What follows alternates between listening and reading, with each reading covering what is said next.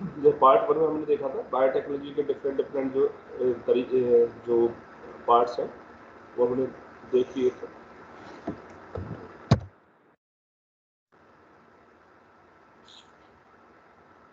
इसके यूजेस देखे थे भी, यूजेस क्या है, synthesis and using of a gene, then DNA vaccine का प्रिपरेशन है, एंड डिफेक्टिव जीन का करेक्शन, ये सब हम रिकम्बिनेंट डीएनए टेक्नोलॉजी द्वारा कर सकते हैं। रिकम्बिनेंट मतलब दोबारा कॉम्बिनेशन से बनाया गया डीएनए, रिकम्बिनेंट डीएनए, और शॉर्ट फॉर्म में इसको आरडीएनए लिखते हैं। ये पुराना पिछले वाला चैप्टर है जेनेटिक इंजीनियरिंग, जिसमें DNA technique in which genetic material chemically altered, DNA और आरएनए को हम केमिकली अल्टर कर सकते हैं, this is genetic engineering. Then biological bioprocess engineering है, maintain sterile ambience environment around the processes so that हमारे पास प्योर चीज़ें बने, like pure antibiotics, vaccine and enzymes.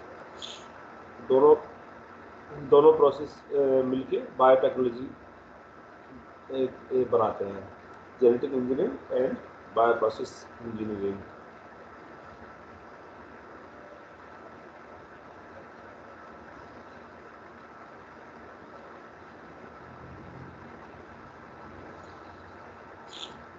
इसमें जो जेनेटिक इंजीनियरिंग में रिकमेंड टेक्नोलॉजी में हम डीएनए सेलेक्ट करते हैं किसी एक पर्टिकुलर डीएनए जिसको हमें दूसरे जिसका हमें प्रोडक्ट बनाना है। तो समरी कर देता हूँ मैं। जब एक डीएनए सेलेक्ट कर लेते हैं तो हम इसको और वेक्टर एक वेक्टर डीएनए सेलेक्ट कर लेते हैं, वेक्टर डीएनए जो इस हमारे नए डीएनए को लेके जाएगा सेल के अंदर। इसकी जरूरत इसलिए पड़ती है कि डीएनए तो हम इंसर्ट कर देते हैं वेक्टर डीएनए, लेकिन वेक्टर डी वो डीएनए आगे कैसे प्रोपोगेट होगा, आगे कैसे रिप्रोड्यूस होगा, उसके लिए हमको उसमें ऑरिजिन ऑफ रेप्लिकेशन ओराई की जरूरत पड़ती है। ओराई जो होते हैं वो उसमें वेक्टर डीएनए के अंदर होते हैं, तो ओराई के बिना जो डीएनए का रेप्लिकेशन स्टार्ट नहीं हो सकता। तो ओराई को यूटिलाइज करने के लिए और सेल की मशीनरी को यूटिलाइज करने के लिए for the synthesis of our required products, जो डीएनए से हमें रिक्वायर्ड प्रोडक्ट सिंथेसाइज करने हैं वो सेल्स के अंदर होते हैं। तो इसलिए हमें वेक्टर डीएनए में पहले हम अपना डिजायर्ड डीएनए डालते हैं, उस वेक्टर डीएनए को सेल के अंदर डालते हैं, देन हम सेल की मशीनरी को यूज करते हैं एंड प्रोडक्ट्स बनाने के लिए। एंड प्रोडक्ट्स क्या होता है डीएनए का, that is protein. Proteins usually होते हैं, तो उन प्रोटीन्स को बनाने के लिए हम सेल की मशीनरी को यूज करते हैं।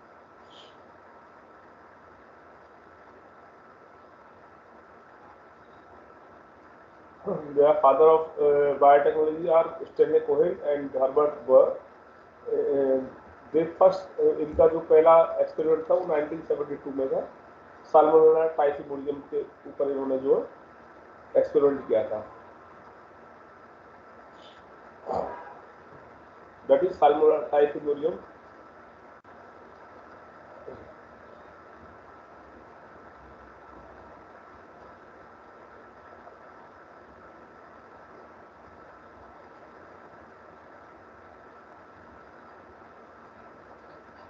तो जो टूल्स होते हैं रिकम्बिनेंट, ये पिछला बाय द वे पिछला चैप्टर कहीं मैं आपको समराइज कर रहा हूँ, जो पिछली बार हमने पार्ट किया था, बहुत दिन हो गए, last Sunday I could not take class to do some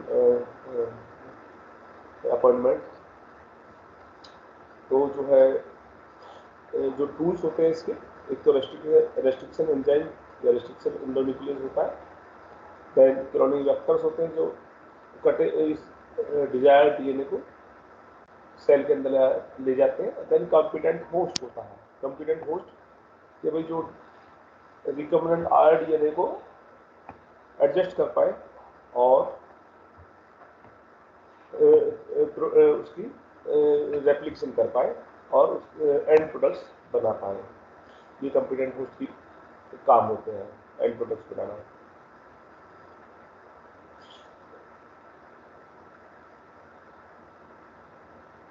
restriction enzymes या रेस्ट्रिक्शन एंडोन्यूक्लियोसिस को मोलिकुलर सीजर्स भी कहते हैं।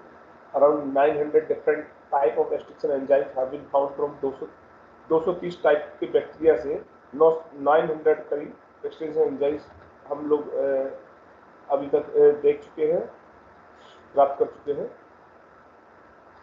और रेस्ट्रिक्शन एंडोन्यूक्लियोसिस एक पर्टिकुलर सीक्वेंस पे डीएनए को काटते हैं और स्टिकी एंड्स बना देते हैं। तो जब हम लाइगेज इंट्रोड्यूस करते हैं मीडिया में, तो जो स्टिकी एंड हैं दोनों एक दूसरे के साथ हाइड्रोजन बॉन्ड बना के, जो न्यूक्लियोटाइड्स होते हैं, जो स्टिकी एंड्स पे जो न्यूक्लियोटाइड होते हैं, एक दूसरे के साथ हाइड्रोजन बॉन्ड बना के अटैच हो जाते हैं और इस तरह से हमारा आरडीएनए प्राप्त हो जाता है। जैसे इस डायग्राम में हम देख सकते हैं, लाल वाला जो रेड वाला वेक्टर डीएनए है और ब्लैक वाला फॉरेन डीएनए है। रेस्ट्रिक्शन जो एंडोन्यूक्लियस से हमने ये काटा, स्टिकी एंड्स बन गए और लाइगेज के एक्शन से ये स्टिकी एंड दोनों चिपक गए और डीएनए पूरा कंप्लीट हो गया। इस तरह से आरडीएनए प्राप्त हो गया। तीसरे डायग्राम में तीसरी लाइन में आरडीएनए मिल गया हमको।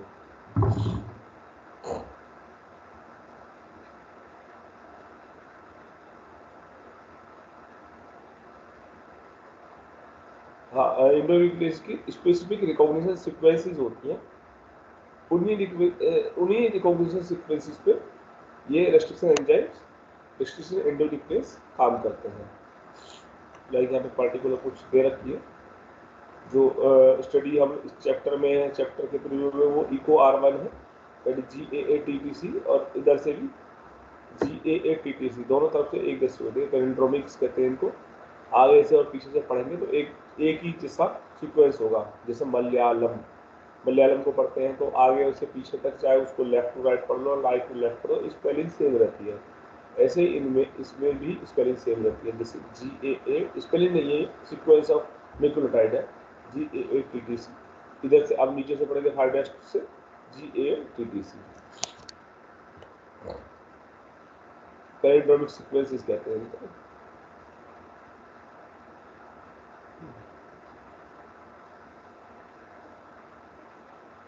तो जब स्टिकी एंड्स बन जाते हैं उसके बाद इसमें वेक्टर डीएनए में इसको लाइगेज के द्वारा एडिशन हो जाता है और ये वेक्टर डीएनए प्लाज्मिड, मुख्य रूप से हम प्लाज्मिड्स को यूज कर रहे हैं।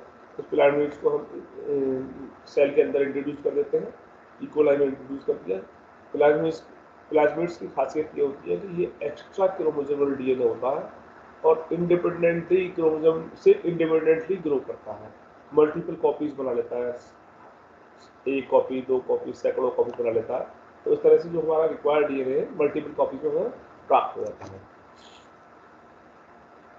और उस डीएनए को हम वापस ले सकते हैं और उससे हम जो डिजायर्ड प्रोडक्ट्स अपने बना सकते हैं डीएनए से। तो जो हमारे वेक्टर्स हैं मेनली प्लाज्मिड्स एंड बैक्टीरियोफेजेस। तो बताइए बैक्टीरियोफेजेस क्या होते हैं? बैक्टीरियोफेजेस क्या होते हैं? जो सर बैक्टीरिया को इन्फेक्ट करते हैं। हाँ, और बताइए किस कैटेगरी में आते हैं बैक्टीरियोफेजेस? बैक्टीरियोफेजेस वायरस होते हैं जो बैक्टीरिया को इन्फेक्ट करते हैं, बैक्टीरिया के अंदर चले जाते हैं, बैक्टीरिया को आगे ब्रेक कर सकते हैं बैक्टीरिया को। ये वायरसेस होते हैं जो बैक्टीरिया को इन्फेक्ट करते हैं। ठीक है।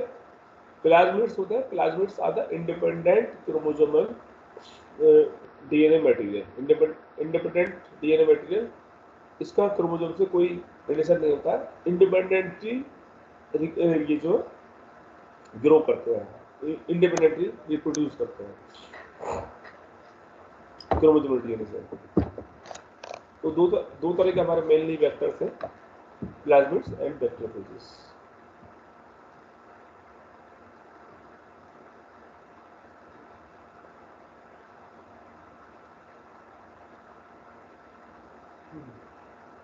एक वेक्टर की एक इमेज है, आप देख सकते हो। This is the image of vector. This is the first vector PBR330, first vector identified. Plasmid जो था, ई कोलाई का प्लाज्मिड जो था PBR322, यह पहला वेक्टर है जो आइडेंटिफाई किया गया था प्लाज्मिड ऑफ द इकोलाई। तो इसमें जो पार्ट्स होते हैं मेनली, जो मैं कह रहा था ओराई, इधर देखिए मतलब लेफ्ट हैंड साइड पे ब्लू ब्लू पार्ट है ओराई, ओरिजिन ऑफ रेप्लिकेशन, ये बहुत जरूरी होता है, ये होना चाहिए। अगर डीएनए में ओराई नहीं होगा तो डीएनए रेप्लिकेशन स्टार्ट नहीं होगा, यहाँ से डीएनए रेप्लिकेशन स्टार्ट होता है, ठीक है। दूसरा होता है रेस्ट्रिक्शन साइट्स।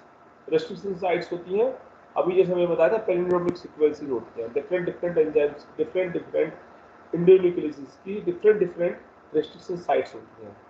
जैसे मैं बताया 900 प्रकार के 900 टाइप्स के रेस्ट्रिक्शन इंडियोन्यूक्लियसेस वी हैव आइडेंटिफाइड।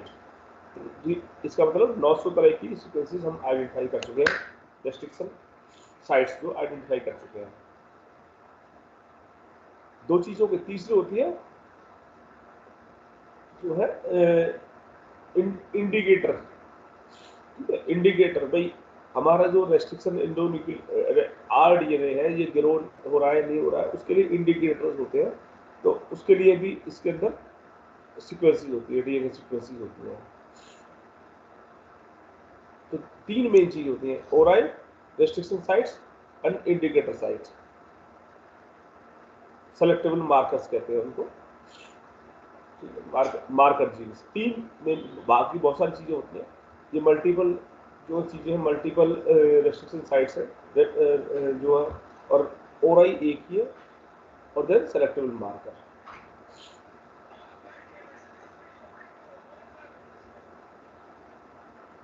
इसको याद रखना, जो फर्स्ट वेक्टर आइडेंटिफाई हुआ था PBR 322, this is plasmid of E coli, PBR 322।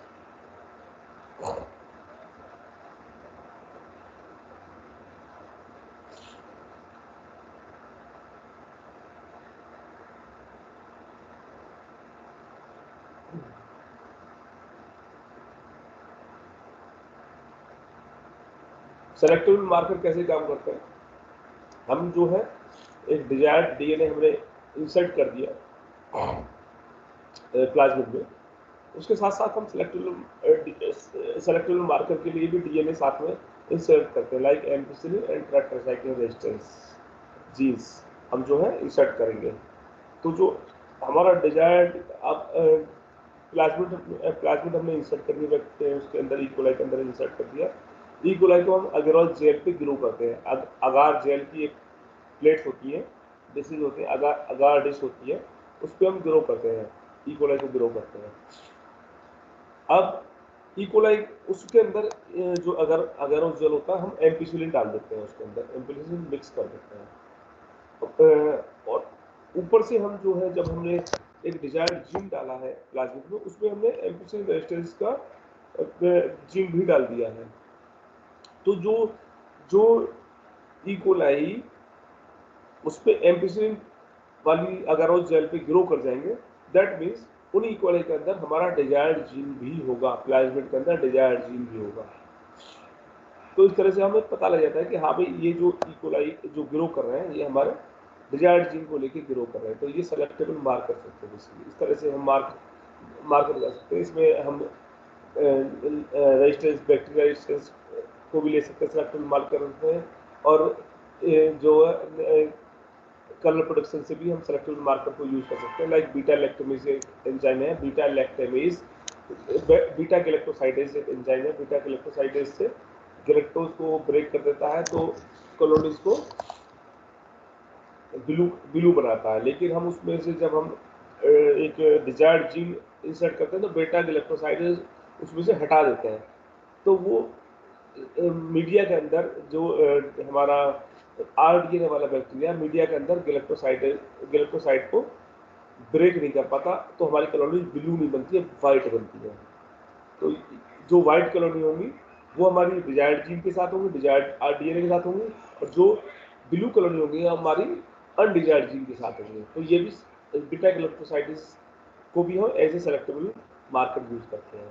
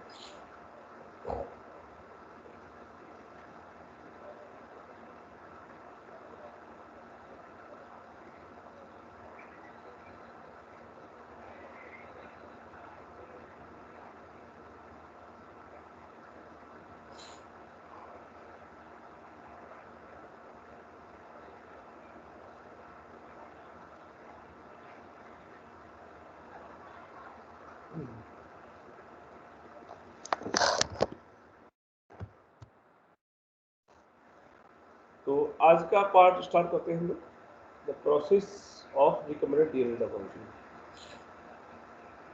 अभी तक हमने जो उसकी बेसिक आउटलाइन पढ़ी थी, मॉलिक्यूलर लेवल पे किस तरह से होता है, उसके बाद हम पूरा प्रोसेस करेंगे डीएनए टेक्नोलॉजी का, रिकमेंडेड डीएनए टेक्नोलॉजी का कंप्लीट प्रोसेस क्या है थोड़ा और डिटेल में जानेंगे। तो इसके 6 मेन पार्ट्स हैं। पहले है isolation of genetic material, genetic material को आइसोलेट करना, लाइक वेक्टर डीएनए को एंड डिजायर्ड डीएनए को, दोनों को आइसोलेट करना। देन दोनों को कट करना है, cutting of DNA at specific locations, vector DNA and desired DNA को स्पेसिफिक लोकेशंस पे कट करके स्टिक एंड्स बनाते हैं। उसके बाद उनको जोड़ देते हैं, लाइगेज के एक्सेस से जोड़ देते हैं।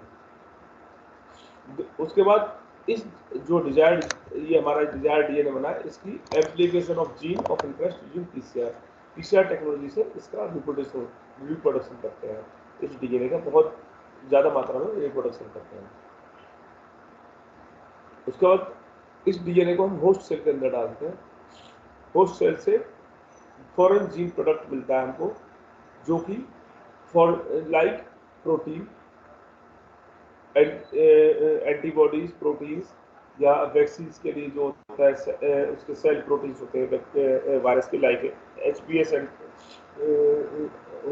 हेपेटाइटिस बी वायरस में जो सरफेस प्रोटीन होता है उसको हम रिप्रोड्यूस करते हैं, उसको वैक्सीन के रूप में यूज कर सकते हैं। तो production of the gene products, obtaining the gene products, उसके डाउन स्ट्रीम प्रोसेसिंग, जो जीन प्रोडक्ट मिलते हैं उनको प्योर फॉर्म में जो इकट्ठा करना और यूटिलाइज करना। तो 6 इस तरह से 6 पार्ट्स में, 6 स्टेप्स पे डीएनए टेक्नोलॉजी को हम यूटिलाइज करते हैं, रिकमेंड डीएनए टेक्नोलॉजी। तो सबसे पहले है isolation genetic material. Genetic pure form में होना चाहिए डीएनए जिसको हम यूटिलाइज करने वाले हैं। तो उसके लिए हम डिफरेंट एंजाइम्स को यूज करते हैं सेल्स में, like animal tissue enzymes, lysozyme. Bacteria में अगर वो प्रोटीन है, वो जो डीएनए बैक्टीरिया में, तो हम लाइसोजाइमिक एंजाइम यूज करते हैं, वो बैक्टीरिया को किल कर देता है और डीएनए निकाल लेता है। देन प्लांट्स में सेलुलोज यूज करते हैं, सेलुलोज की सेल वॉल को ब्रेक करने के लिए, और फंगस में चिटिनेज का यूज करते हैं। इनसे सारे प्रोडक्ट्स खत्म होते हैं, डीएनए बच जाता है। The cell is broken which release DNA and other macromolecules, RNA, protein, polysaccharide and lipids मिल जाती है। सेल ब्रेक हो जाती है और हमको ये चीजें मिलती हैं, DNA, RNA, protein, polysaccharides, lipids, ये सब मिल जाते हैं। अब अगले प्रोसेस में और एंजाइम्स यूज करेंगे हम।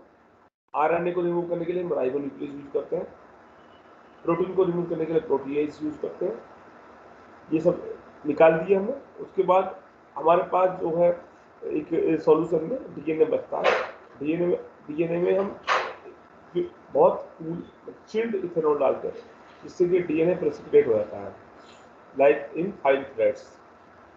और इस प्रेसिपिटेटेड डीएनए को, प्योर डीएनए को हम वहाँ से सेपरेट कर लेते हैं। This is the process. Chilled ethanol डाला है, यहाँ पे थ्रेड लाइक डीएनए इकट्ठा होना शुरू हो गया, और यहाँ से इसको लास्ट फिगर में इसको रिमूव कर लिया गया है डीएनए को।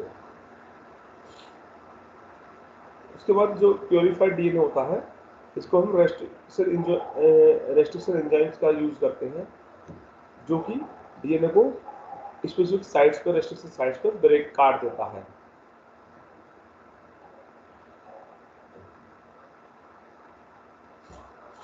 उसके बाद डीएनए फ्रेगमेंट्स जो है हम जो है सेपरेट करते हैं बाय जेल इलेक्ट्रोफोरेसिस, क्योंकि डीएनए नेगेटिव चार्ज होता है तो एनोड की तरफ जाता है।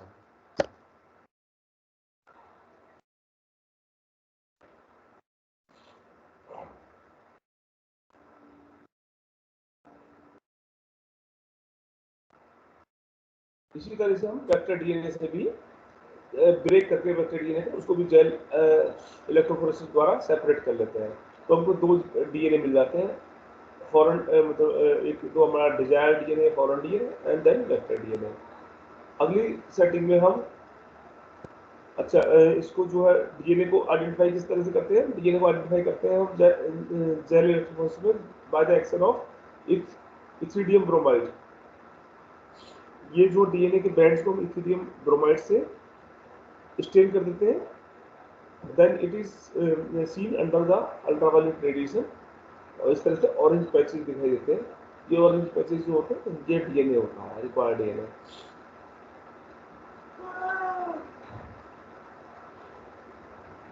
तब इसमें से अगर हम जेल में से इनके ब्लॉक्स को काट लेते हैं, this is called an elution. Elution कहते हैं the cut out gene of interest from the source of DNA and cut vector are mixed. ठीक है, अब हमारे पास दो चीज हो गई, एक तो हमारे पास डिजायर्ड डीएनए हो गया, दूसरा हो गया वेक्टर डीएनए। दोनों को मिक्स करते हैं और लाइगेज ऐड कर देते हैं। इससे हमारा लाइगेज ऐड करने से दोनों जीन जुड़ जाते हैं। लाइक ये हमारा जीन ऑफ इंटरेस्ट या डिजायर्ड जीन है, ये वेक्टर डीएनए है, तो हमने लाइगेज यहाँ पे इंट्रोड्यूस किया इसमें, तो हमारा रिकम्बिनेंट डीएनए बन गया। This is recombinant DNA. जो पिछली बार पढ़ा था वही सेम चैप्टर हम बड़े स्तर पे कैसे यूज कर रहे हैं उसको पढ़ रहे हैं। पहले मॉलिक्यूलर लेवल में पढ़ा था हमने, अब ये लार्जर लेवल में पढ़ रहे हैं, तो हम उसको बड़े लेवल पे कैसे यूज कर रहे हैं। अब जो हमारा डिजायर्ड ये जो रिकम्बिनेंट डीएनए बन गया है, रिकम्बिनेंट डीएनए को हम मल्टीपल कॉपीज बनाते हैं एक प्रोसेस से, that is known as polymerase chain reaction.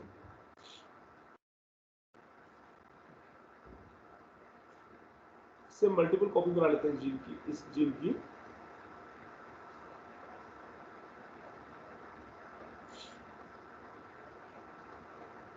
अच्छा, तो जो एक्सेंस जो पॉलीमरेज चेन पीसीआर में बेसिकली तीन प्रोसेसेस होते हैं। First is the denaturation. Denaturation high temperature पे करते हैं, अराउंड 95 डिग्री पर डीनेचुरेशन करते हैं, तो जो डीएनए है ब्रेक हो जाता है स्ट्रैंड्स पे, सिंगल स्ट्रैंड पे ब्रेक हो जाता है। देन दूसरा था annealing, that is the joining of primers at the two threads of the DNA. ये करीब 45 डिग्री पे होता है। देन उसके बाद जब ये प्राइमर जुड़ जाते हैं तो डीएनए रिप्रोडक्शन शुरू हो जाता है, तो उसकी कम्प्लीमेंट्री कॉपीज बननी शुरू हो जाते हैं, सिंगल स्ट्रैंड की डबल स्ट्रैंड बनने शुरू हो जाते हैं। इसको कहते हैं हम लोग extension, that occurs at 72 degree. तो जो heating of target DNA 94 degree पे, इसको हम डीनेचुरेशन कहते हैं। इससे सिंगल स्ट्रैंड डीएनए बन जाता है।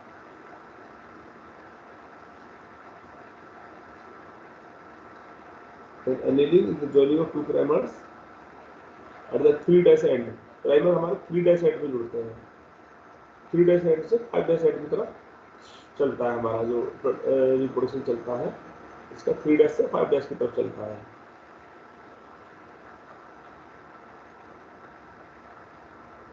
देन एक्सटेंशन के दौरान हम न्यूक्लियोटाइड ऐड करते हैं, और जो प्राइमर होता है न्यूक्लियोटाइड्स को आइडेंटिफाई कर करके उसे जोड़ता चला जाता है सिंगल स्ट्रैंड पे, और सिंगल स्ट्रैंड से डबल स्ट्रैंड बनता चला जाता है। इसमें हम जो एंजाइम यूज करते हैं डीएनए पॉलीमरेज, उसको हम टेक पॉलीमरेज कहते हैं। डीएनए पॉलीमरेज एक एंजाइम यूज करते हैं, टेक पॉलीमरेज कहते हैं इसको। और this is Taq TAQ, Thermus aquaticus. ये एक बैक्टीरिया से मिलता है हमको जो पॉलीमरेज है, डीएनए पॉलीमरेज, थर्मस एक्वेटिकस। ये इस थर्मस एक्वेटिकस इसका पर्टिकुलर नाम इसलिए है क्योंकि ये स्टेबल रहता है at the high temperature 94 degree, जहाँ पे डीएनए करते हैं हम डीएनए का।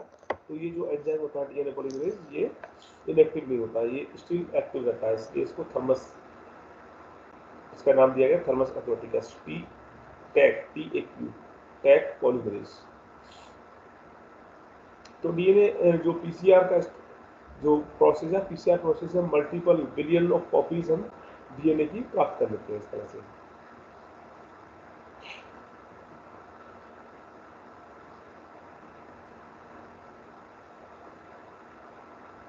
तो ये है जो डायग्राम में राइट हैंड पे देखिए, सबसे पहले डीनेचुरेशन से हमारे सिंगल स्ट्रैंड प्राप्त हुए, सिंगल स्ट्रैंड से एनीलिंग द्वारा प्राइमर जुड़ गए, प्राइमर में एक्सटेंशन के दौरान न्यूक्लियोटाइड्स जुड़ के वापस डबल स्ट्रैंड डीएनए बने। This is the whole process of PCR. Different तीनों प्रोसेस अलग अलग टेम्परेचर पर होते हैं। डिलिचेशन 95 डिग्री सेल्सियस पे होता है, एलिनिन 55 पे होता है और एक्सटेंशन 72 डिग्री पे होता है। इसलिए इतने हाई टेम्परेचर पे जो सिंपल पॉलीमरेज का डीएनए पॉलीमरेज काम नहीं करते, तो एक बैक्टीरिया होता है थर्मस एक्वाटिकस, जो कि हाई टेम्परेचर, जिसका डीएनए पॉलीमरेज हाई टेम्परेचर पर भी एक्टिव रहता है। तो इसलिए इसमें particular DNA polymerase thermos aquaticus का यूज किया जाता है।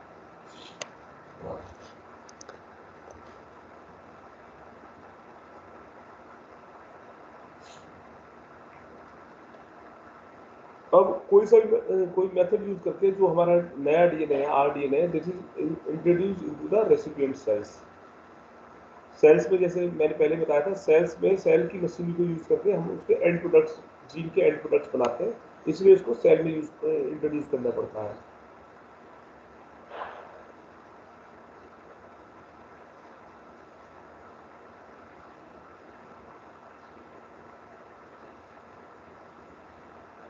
जैसे एम्पिसिलिन का इकोलाई में मैंने एग्जांपल दिया था, जब हम रिकम्बिनेंट डीएनए बना रहे थे, एम्पिसिलिन रेजिस्टेंस का जीन भी साथ में उसके अंदर जाता है।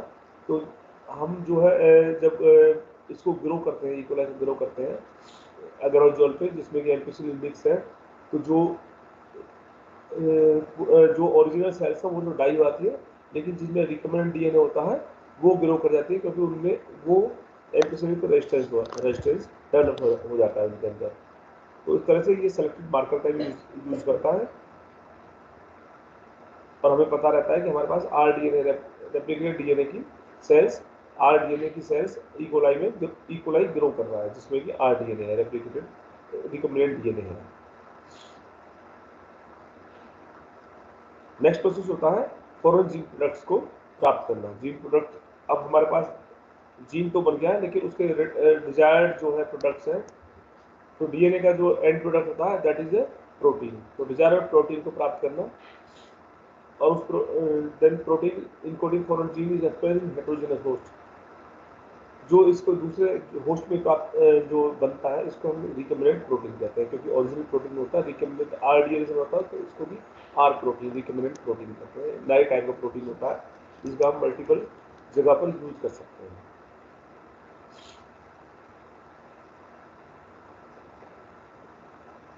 तो बड़े प्रोडक्ट बड़े लेवल पर बनाने के लिए अगरोज डिस्क पे यूटिलाइज मतलब हम नहीं बना सकते हैं।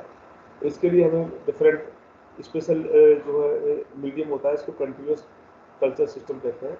इसमें एक तरफ से प्रोडक्ट्स निकलते रहते हैं, दूसरी तरफ से जो है सबस्ट्रेट ऐड होता रहता है।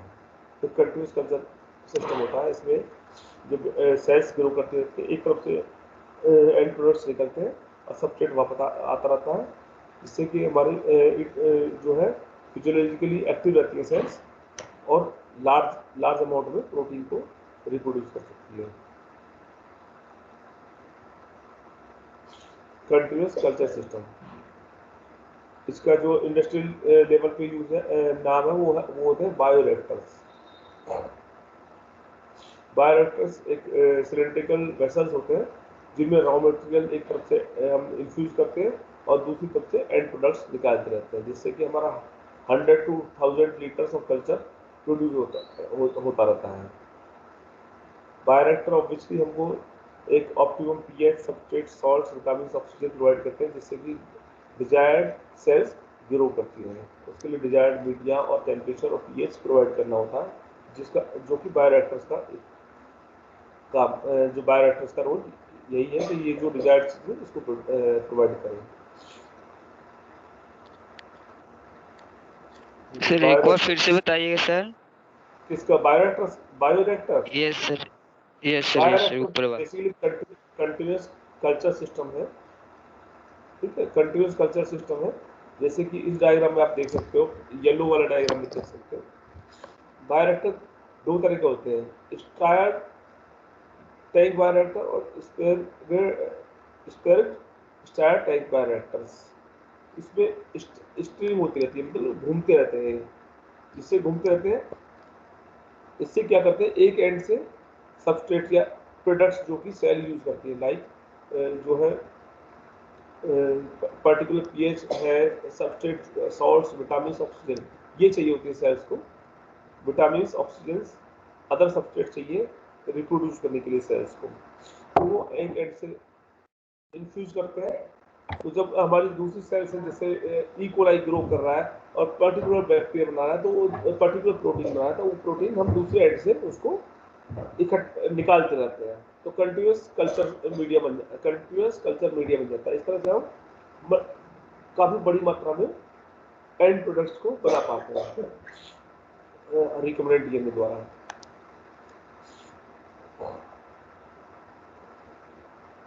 मोस्ट कॉमनली होता है स्ट्रिंग टाइप होते हैं, ये जो घूमते रहते हैं, अंदर अंदर घूमते रहते हैं, मिला मिक्सिंग करते रहते हैं, जिससे कि सबस्ट्रेट इक्वली मात्रा में सारी पूरी सेल्स को मिले और सारी सेल्स ग्रो करें।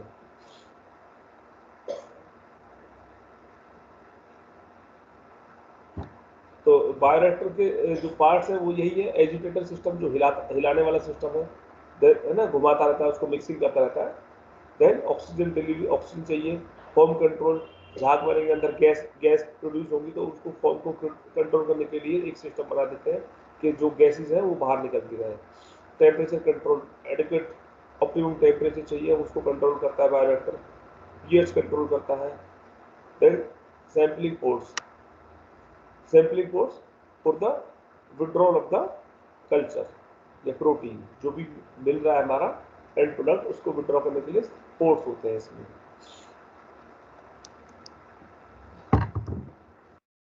देन डाउनस्ट्रीम प्रोसेसिंग जो है, जो हमारा ये कल्चर बन गया है, देन इसका separation and purification of products after biosynthetic stage. ये प्रोडक्ट्स को इकट्ठा करना, देन प्यूरिफाई करना, इसलिए हम यूटिलाइज कर पाए इनको।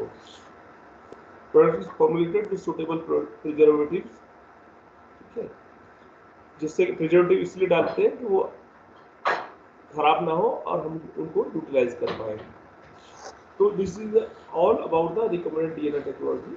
द प्रोसेस है, प्रोसेस जो ये कंप्लीट प्रोसेस है, इसमें हम किस तरह से डीएनए को चेंज करके हम अपने एंड प्रोडक्ट्स को बना पाते हैं। इसमें हम वेरियस चीज़ें यूज करते हैं, लाइक सबसे मेन जो ह्यूमन में यूज है वो है जो है वैक्सीन प्रोडक्शन का है, और जो जीन थेरेपी का है।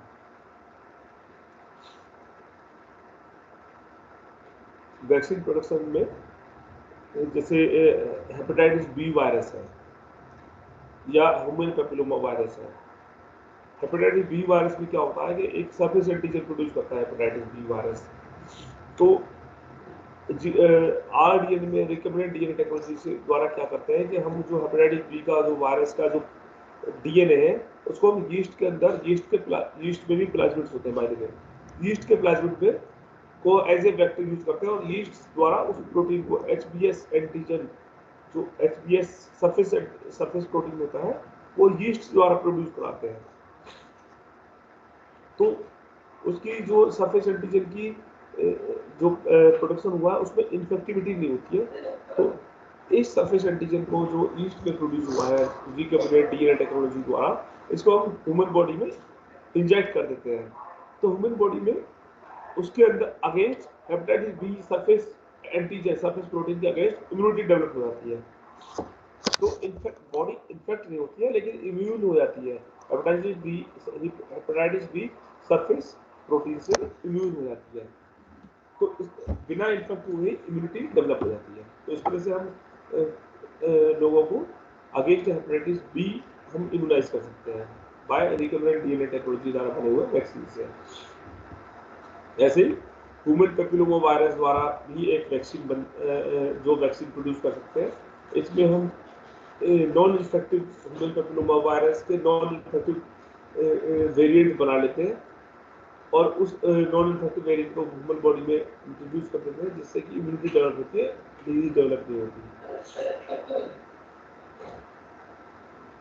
तो ये आज का टॉपिक इतना है। थोड़े से एमसीक्यू मैंने एक साइड से लिए हैं, उसको हम लोग अभी जो है देख लेते हैं किस तरह से एमसीक्यू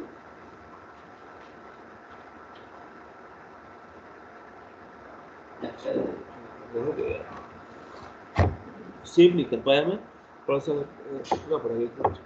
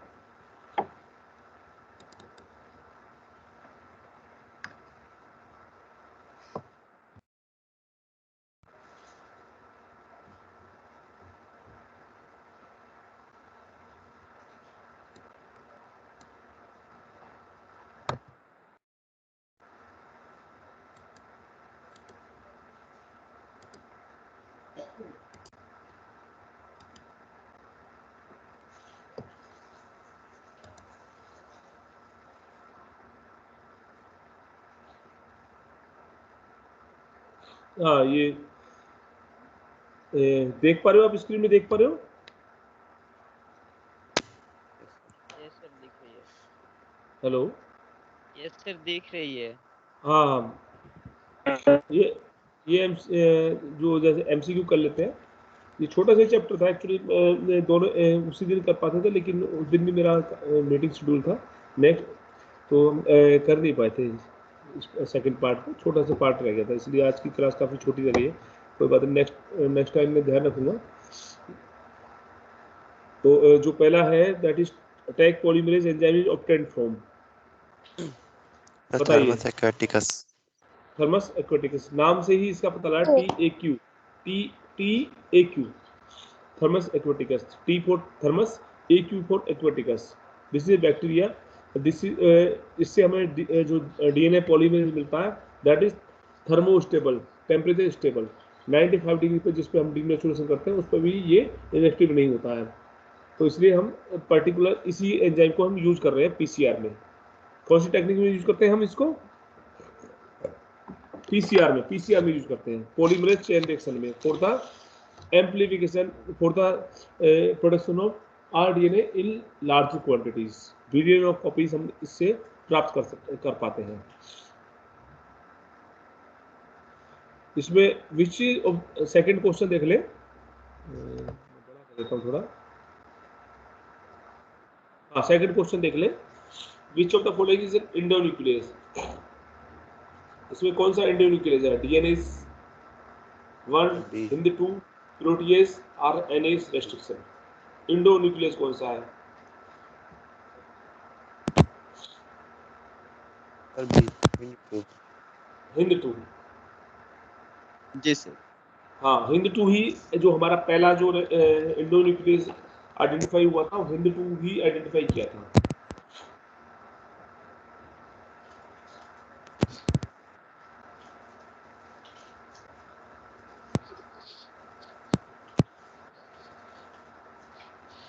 अच्छा, ये चौथा क्वेश्चन है, which of the following is not a component of downstream processing? बताइए। Sir expression. Sir meeting record हो रही है। हाँ, क्लास रिकॉर्ड हो रही है। Sir class, yes sir. हाँ, एक्सप्रेशन कैसे होगा एक्सप्रेशन?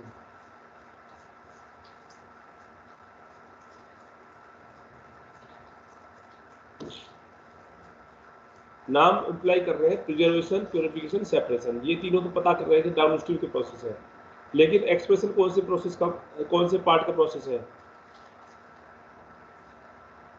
कहाँ पे यूटिलाइज होता है एक्सप्रेशन? फ्लेक्सिबल एक्सप्रेशन जो मार्कर, है, फ्लेक्सिबल मार्कर में सर। बिल्कुल good. This is used as a selectable marker. Expression is a process used during the selectable markers. Very good. किसने बताया ये? सर नाम बताइए। अभिषेक। अभिषेक, अभिषेक very sir. good. Good. Then foreign DNA and plasmid cut by same restriction endonuclease can be joined to form a recombinant plasmid using, मतलब DNA जो foreign DNA होता है और प्लाज्मिड डीएनए हम सेम रेस्ट्रिक्शन एंडोन्यूक्लियस से काटते हैं। इसका कारण पता है आपको सेम से क्यों काटते हैं? दोनों डीएनए को हम, फॉरेन डीएनए को भी और प्लाज्मिड डीएनए को भी सेम रेस्ट्रिक्शन एंडोन्यूक्लियस से ही काटते हैं। क्यों? पहले तो ये वाई का आंसर बताइए, क्वेश्चन बाद में करेंगे एमसीक्यू। सेम एंडोन्यूक्लियस से क्यों काटते हैं, कोई बताइए मेरे को। क्योंकि सर दोनों वेक्टर डीएनए और सर हमारा सर फॉरेन वो डीएनए प्लाज्मिड डीएनए सर, नहीं, जैसे वेक्टर फॉरेन और डीएनए प्लाज्मिड तो सर एक ही दोनों में। होता है। मैं करेक्ट कर दूंगा आपको। वेक्टर डीएनए और प्लाज्मिड डीएनए एक ही है, मतलब डिजायर्ड यस सर। डीएनए कह सकते हैं या फॉरेन डीएनए कह सकते हैं ना, डिजायर्ड डीएनए यस, और वेक्टर डीएनए। हाँ, चलिए। वेक्टर डीएनए और सर डिजायर्ड डीएनए में सर दोनों में सेम पैलिंड्रोमिक सीक्वेंस हो जाते हैं सर, हाँ हाँ बन जाते हाँ, हैं। क्योंकि रिस्ट्रिक्शन रेस्ट्रिक्शन एंडोन्यूक्लियस एंडोन्यूक्लियस दोनों दोनों सेम है। में सेम पैलिंड्रोमिक को आइडेंटिफाई करेगा और सेम स्टिकी एंड बनाएगा, कंप्लीमेंट्री स्टिकी एंड्स बनाएगा, कंप्लीमेंट्री। ठीक है, तो कंप्लीमेंट्री न्यूक्लियोटाइड एक दूसरे से लाइगेज के एक्शन से चिपक जाएंगे, तो हमारा एक रिकम्बिनेंट डीएनए बन पाएगा। तो इसलिए सेम रेस्ट्रिक्शन न्यूक्लियस को ही यूटिलाइज करते हैं हम दोनों, वेक्टर डीएनए पे भी और जो है फॉरेन डीएनए पे भी। अब क्वेश्चन है, they they can be joined to form a recombinant plasmid, मतलब किससे ज्वाइन करते हैं रिकम्बिनेंट प्लाज्मिड बनाने के लिए कौन सा एंजाइम यूज करते हैं?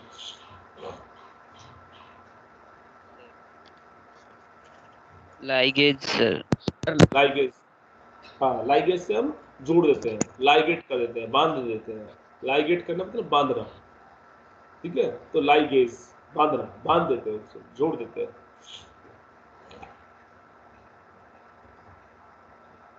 Then DNA fragments separated on agarose gel can be visualized after staining with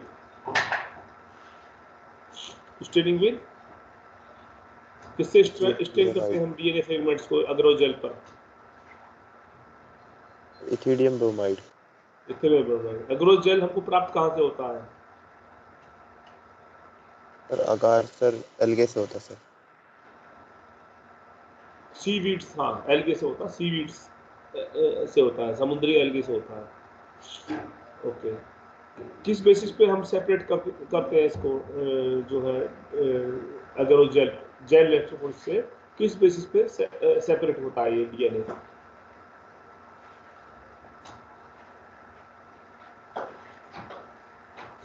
length of the DNA sir, जिसका मास ज्यादा होगा सर वो धीरे धीरे ट्रैवल हाँ करता है।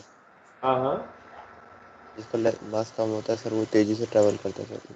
हाँ हाँ मास के बेसिस पे सर इसको वो करते हैं। हाँ, mass and charge. Mass sir, yes sir. DNA पूरा ही नेगेटिव चार्ज होता है, इसलिए एनोड की तरफ मूव करता है। दूसरा इंपॉर्टेंट क्राइटेरिया, जो मोस्ट इंपॉर्टेंट क्राइटेरिया वो आपने बताया है, मास ऑफ द डीएनए है, लेंथ ऑफ द डीएनए। जो लंबा डीएनए होगा धीरे से मूव करेगा, जो छोटा डीएनए होगा, छोटी छोटी सीक्वेंस होगी, वो तेजी से ऊपर मूव कर जाएगा। ठीक है, तो इथेमेट ब्रोमाइड से हम इसको स्टेन कर लेते हैं, तो कैसे देख पाते हैं फिर हम इसको? नेकेड आई से देख पाते हैं, नेकेड आई से? नो सर, यूवी लाइट में देखते हैं। अल्ट्रावायलेट लाइट में देखा जाता है।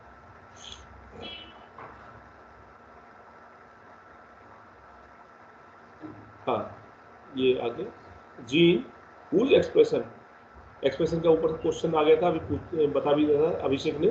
Expression, gene whose expression helps to identify transform cells is known as. Cells में सिलेक्टेबल मार्क। हाँ, जो ट्रांसफॉर्म सेल को आइडेंटिफाई मार्कर। करने में, जो ट्रांसफॉर्म सेल्स मतलब जिनमें हम आरडीएनए डाल चुके हैं, ट्रांसफॉर्म कर चुके हैं उस सेल को, ट्रांसफॉर्म सेल को आइडेंटिफाई करने के लिए हम किस चीज का यूज करते हैं, ये क्वेश्चन है। ट्रांसफॉर्म जो सेल हो गई हमारी, उनको आइडेंटिफाई करना है हमको कि भाई इसमें आरडीएनए है या नहीं है, तो उसमें हम किस चीज का यूज करते हैं।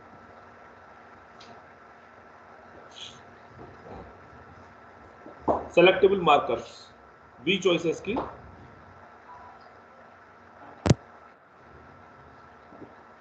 सेलेक्टेबल मार्कर्स मैंने अभी बताया था, जैसे कि antibiotic resistance gene like ampicillin resistance gene को भी सेलेक्टेबल मार्कर की तरह यूज कर सकते हैं। There beta galactosidase, absence of beta galactosidase can be used as a selectable marker.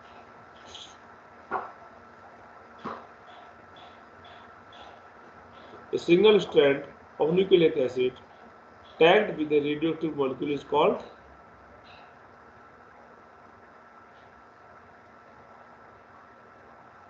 single strand of nucleic acid, ठीक है, tagged with a radioactive molecule is called, क्या कहेंगे इसको?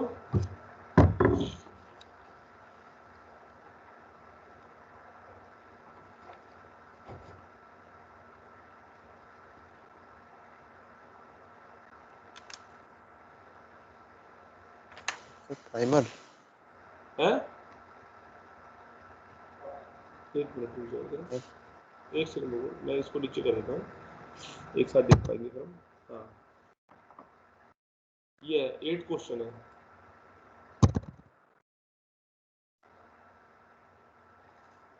सर प्रोब भी होगा और बाकी तो कुछ नहीं। प्रोब की तरह, इसको प्रोब कहते हैं। रेडियोएक्टिव मॉलिक्यूल से अगर हम इसको कर देते हैं, टैग कर देते हैं, तो इसको प्रोब बोलते हैं। ये डिफरेंट न्यूक्लिक एसिड, उसके कम्प्लीमेंट्री न्यूक्लिक एसिड को आइडेंटिफाई करने में मदद करती है।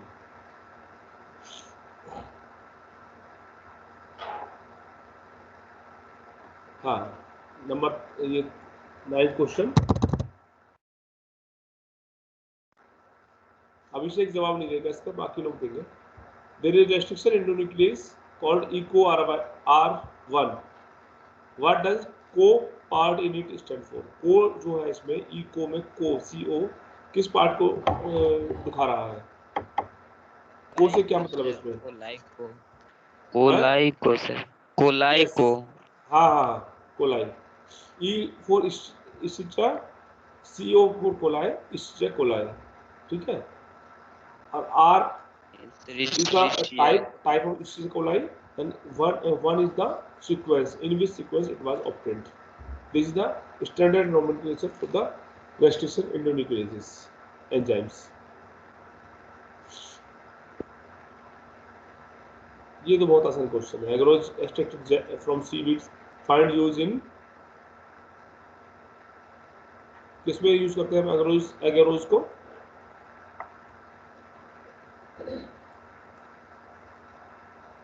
एगरोज कहाँ यूज है?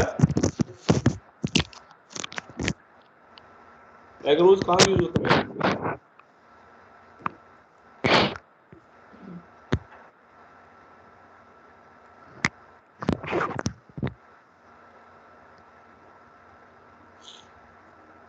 Sir gel electrophoresis. Sir gel 20। हाँ, जेल इलेक्ट्रोफोरेसिस, ठीक है।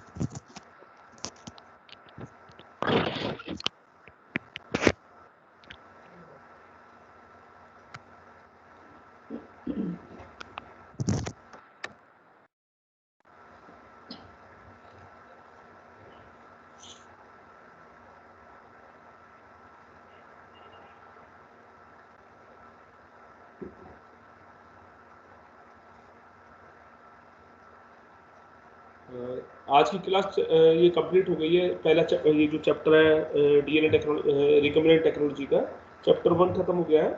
तो आप लोग इसमें क्वेश्चन कर लीजिए और क्वेश्चन करिए। कोई भी समस्या आती है तो मेरे को पूछ सकते हैं। नेक्स्ट क्लास में हम दूसरा इसी यूनिट का दूसरा चैप्टर फिनिश करेंगे ऑन संडे इटसेल्फ। मेरे ख्याल से पूरा चैप्टर समझ में आ गया होगा। सब चैप्टर बहुत मुश्किल नहीं है, थोड़ी सी टेक्निकल है। सभी प्रोसेस आप लोगों को समझ में आ ही गए होंगे। किसी को कोई दिक्कत है तो फिर से पूछ सकता है, नहीं तो हम क्लास को बंद कर देते हैं आज की।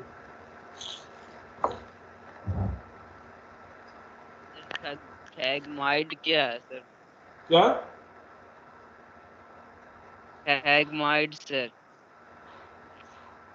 दुर्गेश, मैं समझ नहीं पा रहा हूँ। Sir PHAGEMID sir. PHA GEMID। ये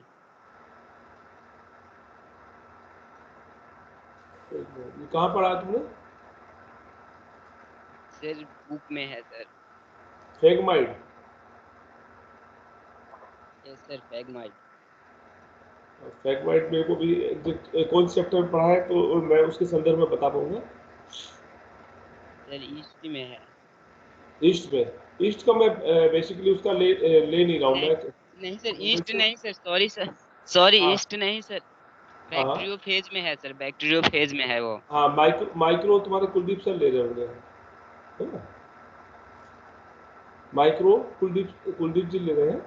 मैं केवल ह्यूमन ले रहा हूँ और मैं बाकी ये वो सब। नहीं बोल रहा हूँ सर। सर मैं बता रहा हूँ, इसी चैप्टर में है सर। इस चैप्टर में सर बैक्टीरियोफेज है ना, उसके अंदर में वो है सर। क्या फैगमाइड? यस सर फ्लेगमाइड है, ओस्माइड अच्छा है। अच्छा, तो ये मैंने पढ़ा नहीं है। मैं पढ़ के चेक करके आपको बता दूंगा। ठीक है, चेक करके मैं बता दूंगा जरूर उसके लिए। I will message you on your WhatsApp. मैं फोटो भेज दूंगा सर इसका। हाँ, फोटो भेज देना तो मैं तुम्हें एक्सप्लेन कर दूंगा उसमें। No problem.